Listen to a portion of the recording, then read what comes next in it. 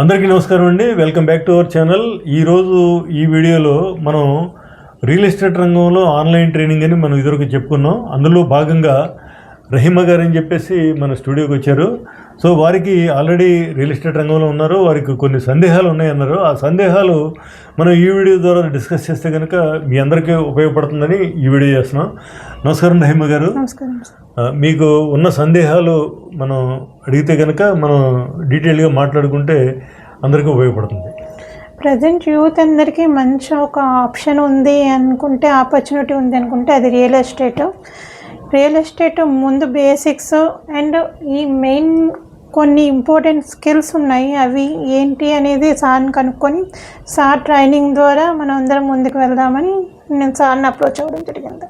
అయితే ముందుగా మనం ఏంటంటే మన రియల్ ఎస్టేట్ రంగంలో సేల్స్ అనేది it is a rejection business. అంటే ఏంటి, మనం ఎవరికైనా 100 మంది కాల్స్ చేసినా, ఒక 4-5 కలిసినా మనకి ఫేవరబుల్ రిజల్ట్స్ రావు. మన మనసు బాధపడేటట్టు అవతల బిహేవియర్ ఉంటుంది. సో ఇది తెలుసుకోవాలి మనం. ఈ సేల్స్ అనేది రిజెక్షన్ బిజినెస్. సో దాన్ని మనం మనసు బాధ కలిగించే విధంగా ఎదుటి వాళ్ళ ప్రవర్తన ఉంటుంది, వాళ్ళ మాటలు ఉంటాయి. కాబట్టి దాన్ని ఓవర్కమ్ అవ్వాలంటే ఏం చేయాలనేది ఈ ట్రైనింగ్లో చాలా ప్రధానమైన విషయం అనమాట. ఎందుకని మనం అది ఆ విధంగా మన మైండ్ని ట్యూన్ చేసుకోకపోతే మనం ఏదో టైంలో మనం డ్రాప్ అయిపోతాం. 6 నెలలకో 1 ఇయర్కో పక్క బిగినింగ్లో ఇన్కమ్ రాదు, ఓ పక్క ఏమో మన మనసు బాధపడే పరిస్థితులు ఉన్నప్పుడు సహజంగా మనం ఒక 1 ఇయర్లోనూ లేకపోతే వీలైనంత తక్కువ టైంలో మనం దాని నుంచి బయటకు వచ్చేస్తాం. కానీ యాక్చువల్గా ఏంటంటే ప్రపంచంలో చాలా అత్యధికంగా ఇన్కమ్ రాగల రంగం రియల్ ఎస్టేట్ రంగం, సేల్స్ రంగం. సో అందువల్ల ఏంటంటే మనం హార్డ్ వర్క్ చేయాలి, నేర్చుకోవాలి. ఇప్పుడు మనం ఇంజనీరు, డాక్టర్ అవ్వాలంటే మనం 4-5 సంవత్సరాలు చదువుకొని మనం ఆ రంగంలో స్థిరపడతాం. మరి అందరూ కూడా ఏమి నేర్చుకోకుండా సేల్స్లోకి వచ్చేస్తే ఎట్లా సక్సెస్ అవుతారు అనేది మనం అర్థం చేసుకోవాలి. కాబట్టి నేర్చుకోవడం అనేది చాలా చాలా ఇంపార్టెంట్. స్టార్ట్ చేయడానికి ఏ స్కిల్స్ అక్కర్లేదు, మేడం స్టార్ట్ చేసినట్టు స్టార్ట్ చేయొచ్చు. కానీ మీరు స్కిల్స్ నేర్చుకోకుండా, మీరు మైండ్ సెట్ మార్చుకోకుండా, ఈ విషయాలు తెలుసుకోకుండా చేస్తే కనుక మీరు ఎక్కువ కాలం దీనిలో కంటిన్యూ అవ్వడం చాలా చాలా కష్టం అని తెలియజేస్తూ, ఈ స్కిల్స్ అనేది నేను బోర్డు మీద రాసిన చూడండి. ఇదేంటంటే ఫస్ట్ మనకి డిజిటల్ మార్కెటింగ్ నేర్చుకోవడం అనేది ఇట్స్ ఏ కంటిన్యూస్ ప్రాసెస్. మనం మొదలుపెట్టి ఎప్పుడు నేర్చుకుంటూ ఉండాలి. దానికి ఒక 3-4 నెలలు టైం పడుతుంది. దీనికి ఏంటంటే ఈ డిజిటల్ మార్కెటింగ్లో భాగంగా వీడియో మేకింగ్ అనేది మనం ఇప్పటి నుంచి స్టార్ట్ చేయాలి. మేడం మీకు అర్థమైంది కదా, ఈ వీడియో మేకింగ్, డిజిటల్ మార్కెటింగ్ యొక్క ఇంపార్టెన్స్ మీకు 1 ఇయర్ నుంచి ఉన్నారు కాబట్టి మీకు తెలిసే ఉంటుంది అది. సో దాంట్లో మీ యొక్క జర్నీ ఎలా ఉందో ఒకసారి చెప్పండి మన వ్యూవర్స్కి. వీడియోస్ చేస్తాను కానీ సబ్జెక్ట్ అండ్ రియల్ ఎస్టేట్కి సంబంధించి కాదు, బట్ చేయాలి. ఇప్పుడు రియల్ ఎస్టేట్ సంబంధించి కూడా యూట్యూబ్ ఛానల్, డిజిటల్ మార్కెటింగ్ కూడా నేర్చుకుంటున్నారుగా? నేర్చుకుంటున్నారు. ఓకే. ఈ వీడియో మేకింగ్ అనేది ఇప్పుడు మా కోర్సులో భాగంగా మేము మీకు నేర్పించే స్కిల్. రెండోది ఏంటంటే పబ్లిక్ స్పీకింగ్. పబ్లిక్ స్పీకింగ్ అంటే ఏంటంటే ఇప్పుడు ఈ రియల్ ఎస్టేట్ రంగంలో కానీ ఏ సేల్స్ రంగంలో అయినా కానీ మనం ఒక ప్రోడక్ట్ అంటే ఒక ఫ్లాట్ కానీ, ఒక అపార్ట్మెంట్ అంటే ఒక ప్లాట్ కానీ, ఒక ఫ్లాట్ కానీ మనం ఎవరికైనా అమ్మాలంటే లక్షల్లో కోట్లలో ఉంటుంది. సో అది కొనేవాళ్ళు ఏ రేంజ్లో ఉంటారు?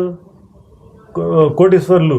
కోటీశ్వర్లు అంటే ఏంటి, వాళ్ళు చాలా హై రేంజ్లో ఉంటారు మనతో పోల్చుకుంటే, అమ్మేవాళ్ళతో పోల్చుకుంటే. మనం ఈ పబ్లిక్ స్పీకింగ్ అనేది నేర్చుకోకపోతే మనకేంటంటే మన మనసులోని భావాలు ప్రాపర్గా ఎక్స్ప్లెయిన్ చేయలేము. ఎప్పుడైతే మనం సిగ్గు బిడియంతో భయంతో ఉంటామో మనం సరిగ్గా చెప్పలేము. సరిగ్గా చెప్పకపోతే వాళ్ళ సరైన రెస్పాన్స్ రాదు, మన సేల్ అనేది జరగదు, మనం ఫెయిల్ అవ్వడానికి ఎక్కువ అవకాశం ఉంటుంది. అందువల్ల ఏంటంటే పబ్లిక్ స్పీకింగ్ అనేది కూడా మీకు ఈ కోర్సులో భాగంగా నేర్పిస్తాం. మేడం మీరు పబ్లిక్ స్పీకింగ్ యొక్క ఇంపార్టెన్స్ తెలుసు కదా మీకు. మరి ఎదుటి వాళ్ళతో మాట్లాడేటప్పుడు మనకి ఉండే భయాలు ఎలా ఉంటాయి ఇవన్నీ తెలుసు కదా. సో నేర్చుకోవాలా అక్కర్లేదా? నేర్చుకోవాలి. సో ఆన్లైన్లో కూడా నేర్చుకొని దిగాను, ఎందుకంటే ఐడియా ఉంది కాబట్టి సేల్స్ గురించి. సో అందరూ కూడా నేర్చుకోవాలి కదా, అది కంపల్సరీగా ఉండాల్సింది. ఇవన్నీ పాయింట్స్ మనకి మన లైఫ్లో నిత్యం నేర్చుకుంటూ ఉండాలి, ఇంప్రూవ్ అవుతూ ఉండాలి. తర్వాత ఎప్రిసియేషన్ అంటే ఏంటి, ఎదుటివాడిని మెచ్చుకోవడం అనేది. సో దీని యొక్క ఇంపార్టెన్స్ మీరు బాగా వినండి. ఇప్పుడు మన అందరూ కూడా, మనుషులందరూ కూడా ఎదుటి వాళ్ళు మనల్ని ఎప్రిషియేట్ చేయాలి, మనల్ని మెచ్చుకోవాలి అని కోరుకుంటారు. అయితే ఎవరో ఆ పని చేయరు. ఎందుకని? వాళ్ళు కోరుకున్నది వాళ్ళకి దొరకదు. అందువల్లనే మనకి ఫేస్బుక్లో లైక్, షేరు, కామెంట్ బటన్ పెట్టారంటే ఏంటి, డైరెక్ట్గా ఫేస్ మీద చెప్పకపోయినా లైక్ చేసినా కూడా వాళ్ళు ఓహో ఎదుటి వాళ్ళు మనల్ని అప్రిషియేట్ చేస్తారని ఫీల్ అవుతారు. కాబట్టి అందరూ ఆ ప్లాట్ఫామ్ మీదకి వెళ్ళి దాన్ని సక్సెస్ చేశారు. సో మనం కూడా సక్సెస్ అవ్వాలంటే ఏం చేయాలి? మనం ఎవ్రీడే ఒక 100 మందికి ఫోన్లో మాట్లాడినా లేదంటే ఒక 4-5 రోజు కలిసినా కూడా వాళ్ళని మనం ఏ విధంగా అప్రిషియేట్ చేయాలి అనేది మనం ప్రాక్టీస్ చేయాలి. అప్రిషియేట్ చేయడానికి చాలా మార్గాలు ఉంటాయి. ఏది పెద్ద కారణం అక్కర్లేదు. ఏంటి ఈరోజు మీ డ్రెస్ స్పెషల్గా ఉంది ఏంటంటే అంటే వాళ్ళు చాలా హ్యాపీ ఫీల్ అవుతారు. అలాగే ఏంటంటే చిన్న చిన్న పాయింట్ల మీదే అదొక సబ్జెక్టు, అది కూడా మీకు నేర్పిస్తాం ఎలాగ జెన్యూన్గా ఎదుటివాడిని ఎలా అప్రిషియేట్ చేయాలి. అదేవిధంగా ఎంతూజియాజం అనేది ఇంకోటి అనమాట. ఎంతూజియాజం అంటే ఉత్సాహం ఎప్పుడు వస్తుంది? మనం ఒక రిజెక్షన్ బిజినెస్లో, ఒక ఫెయిల్యూర్ బిజినెస్లో ఉంటూ ఎదుటివాడు 100 మంది కాల్ చేస్తే 90 మంది మనల్ని బాధపడేటట్టు మాట్లాడే రంగంలో మనం ఉత్సాహంగా ఎలా ఉండగలం? కాబట్టి మనం ఆటోమేటిక్గా ఆ మైండ్ సెట్ మార్చుకుంటే మనం ఉత్సాహంగా ఉండగలం. సో 100 మందికి కాల్ చేస్తే 90 మంది వీళ్ళు ఎలాగో మన మైండ్ పాడు చేస్తారని ప్రిపేర్ అయిపోతే ఆటోమేటిక్గా మనం బాధపడినప్పుడు మనం వ్యాపారంలో భాగంగా, మన బిజినెస్లో భాగంగా మనం ఉత్సాహంగా ఉంటేనే సేల్ అవుతుందని ఎక్స్పర్ట్స్ చెప్తున్నారు. కాబట్టి మనం ఉత్సాహంగా ఉండడానికి ప్రయత్నిస్తాం, ఉత్సాహంగా ఉండగలుగుతాం. అలా ఉంటేనే ఆటోమేటిక్గా సేల్ అవడానికి ఎక్కువ ఛాన్స్ ఉంటుంది. సో ఇటువంటి చిన్న చిన్న స్కిల్స్ మనం నేర్చుకుంటే కనుక మన రిజల్ట్స్ అనేది ఎక్స్ట్రాడినరీగా ఉండే అవకాశాలు ఉంటాయని తెలియజేస్తున్నాను. మేడం, ఇప్పుడు మనం మాట్లాడుకున్న దాని మీద మీ ఒపీనియన్ మన వ్యూవర్స్కి చెప్పండి. ప్రతి ఒక్కరూ మన డైలీ లైఫ్లో కంపల్సరీ పాటించాల్సిన పాయింట్స్ మెయిన్గా ఇవి. మనం ముందుకు వెళ్ళాలి అనుకుంటే మనం